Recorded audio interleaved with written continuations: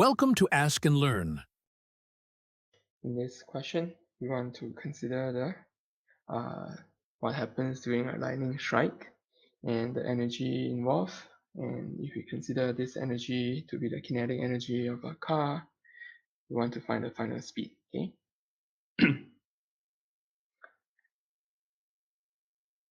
Okay, so to solve this problem, okay, in part A, we are given that delta V is equal to 1.0 times 10 to the 9.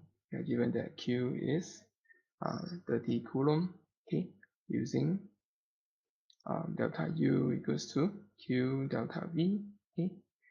So the change in energy is 30 times 1.0 times 10 to the 9, and you get 3.0 times 10 to the 10 joules.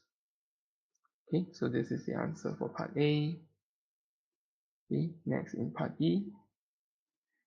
Okay, so we want to calculate the final speed of the car if this amount of energy is used to accelerate the car from rest. Okay, so this means that using k equals to half mv square, and then we know that k is 3.0 times 10 to the 10 joules. Okay, so v is 2k over m square root.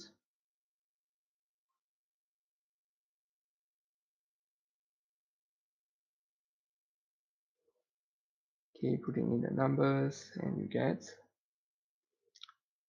7.7 times 10 to the 3 meters per second. Okay, so this is the answer for part B.